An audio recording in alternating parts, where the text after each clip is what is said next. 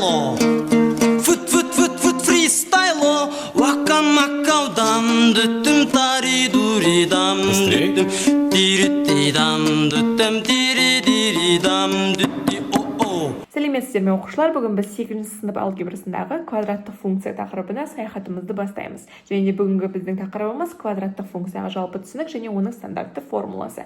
Кеттік, бастаймыз. Бұл сабақта біз не үйренеміз? Функция анықтамасын, квадраттық функцияның жалпы түрін анықтауды, функцияға мән қоя отырып есептерді жүргізуді және қарапайым есептерді квадраттық функция арқылы шығаруды үйренеміз. Және де бізге есімізге түсіре кетейік, функция дегеніміз не еді, иә? Функция дегеніміз тәуелсіз айнымалының әрбір мәніне тәуелді айнымалының бір ғана мәні сәйкес келетін тәуелділікті біз функция деп атаймыз. Бұл жерде бізде тәуелсіз айнымалы дегеніміз бізде x, себебі біз функцияларға x-тің орнына өзіміз мән беріп үйрендік, ал x-қа мән беру арқылы біз y-ті табамыз, яғни y бізде x-қа тәуелді айнымалы болады. Және де бізде y-ті f от x деп, яғни x-тің функциясы деп те атаймыз. Келесі, квадраттық функция деген, яғни бізде квадраттық функцияның жалпы түрі y тең болады, ax квадрат қосылған bx қосылған s түрінде берілген функцияны біз квадраттық функция деп атаймыз. Және де ең маңызды нәрсе бұл жерде a, b, c коэффициенттер, бірақ a-ның мәні 0-ге тең болмау керек. Себебі көріп тұрғаныңыздай a мен x квадрат көбейіп тұр ғой. Егер a 0-ге тең болса, x квадратымыз жойылып кетеді, яғни бізде квадрат кетіп қалады, яғни бізде квадраттық функция болмайды. Сондықтан бізде a-ның орнына 0 қоюға болмайды. b және c коэффициенттеріне барлық нақты сандарды қоя беруге болады. Және кеттік, және де әр функцияның анықталу облысы болатындай, квадраттық функцияның анықталу облысы ол бізде x қабылдайтын мәндер. Яғни біз x-тің орнына қандай сандар қоя аламыз. Бұл жерде ешқандай бөлшек көріп тұрған жоқпыз. Яғни x-тің орнына кез келген санды қоя аламыз. Кез келген нақты санды біз x-тің орнына қоя аламыз. Яғни біз жаза аламыз анықталу облысы минус шексіздіктен плюс шексіздікке дейін. Бірақ мәндерінің облысы бізде кішкене күрделілеу болады, яғни мәндерінің облысы бізде ол не? Y қабылдайтын мәндер. Яғни біз айттық қой, y-тен болады, ax квадрат қосылған bx қосылған s деп. Яғни x-қа мән берген сайын бізде y-іміз өзгеріп тұрады, және де бізде y барлық санға тең бола бермейді. Ол a-ға өте қатты байланысты.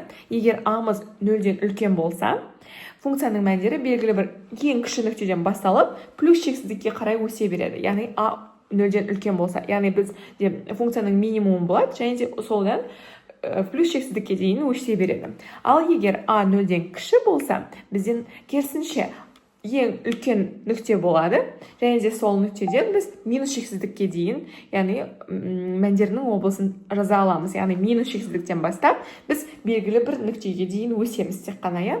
Бұл яғни мәндерінің облысын біз әрі қарай есептер шығару арқылы үйренетін боламыз. Және де келесі біз кестеге y-тен болады x квадрат функциясының кестесін сызып көрейік. Яғни бізде ең бірінші 0 санын береміз. 0 санын бергенде өзіңдеріңіз білетіндей 0-дің квадраты 0, яғни y-тен 0-ге болады. X-ің орнына минус 1 беріп көрейік. Минус 1-дің квадраты 1 болады. Және де x квадрат, яғни x-дің орнына 1 берсек те 1 болады. 2 берсек, яғни 2-ның квадраты 4 болады.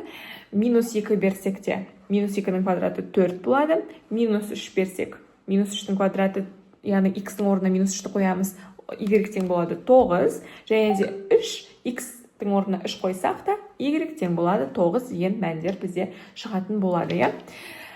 Келесі, кестеге біз енді x квадрат қосылған 4 функциясының графигін салып көрейік. Бұл бізде, яғни x-тің орнына 0 берсек, 0 квадрат қосылған 4, яғни y-тің мәні 4-ке тең болады.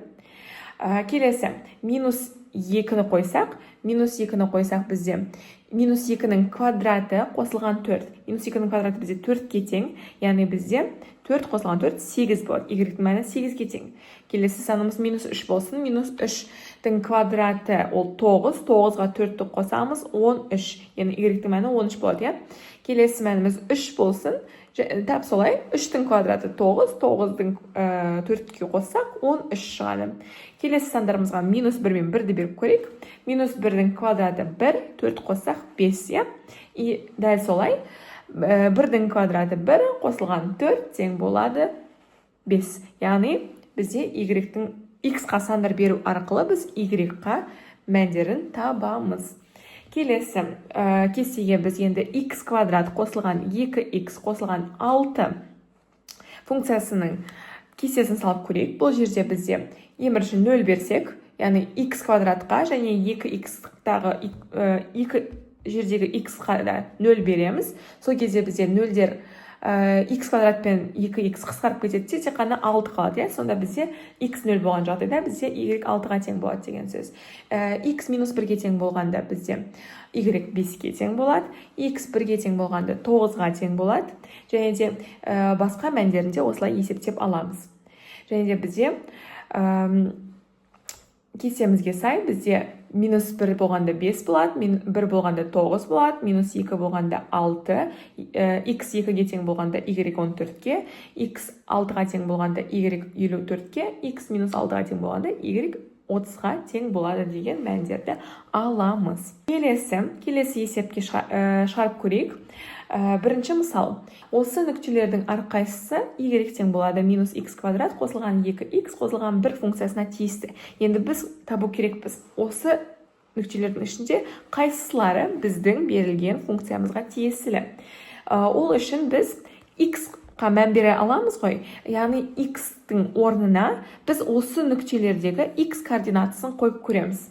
Яғни бізде бірінші A нүктесі мен B нүктесінің x координатасы бірдей, ол 0-ге тең, және де біз x-ымызға 0-ді беріп көрсек, бізде f от 0 тең болады 1-ге, яғни y тең болады 1-ге. x 0 болған жағдайда y 1 болу керек. Яғни бізге A нүктесі сәйкес келеді деген сөз. A нүктесі сәйкес келеді, бірақ B нүктесі сәйкес келмейді өкінішке орай.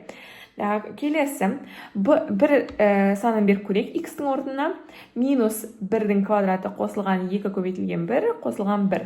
Бізге тең болады 2-ге, яғни y 2-ге тең деген сөз. Яғни с нүктесі де бізде осы функцияның бойында жатады екен, себебі x 1 болған кезде y 2-ге тең болды. D нүктесін беріп көрсек, яғни x-тің орнына 3 қойсақ, бізде минус 2 шығады.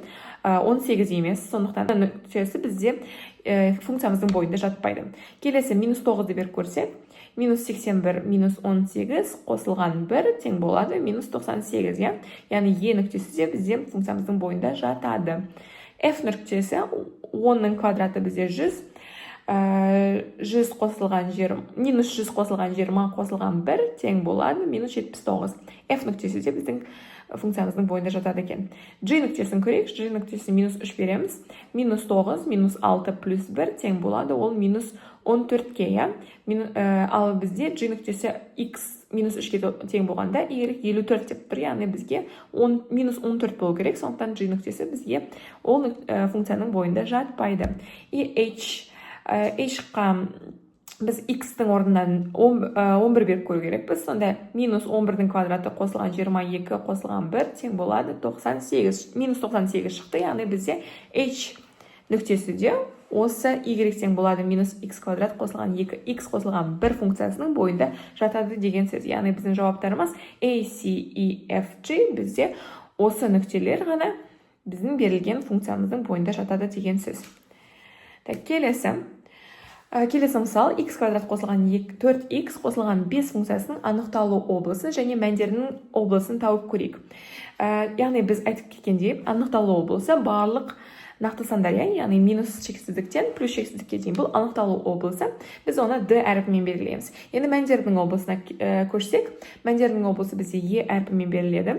Және де бұл жерде біз бірінші нүктені тауып алу керекпіз. Біз мына жерде айттық қой, A-ның A-ға байланысты деп. A бізде 0-ден үлкен болып тұр. A-мыз 1-ге тең болып тұр, яғни 0-ден үлкен деген сөз. Яғни бізде минимум нүкте болады, сол минимум нүктені біз тауып алу керекпіз. Ол үшін біз x-ті табамыз.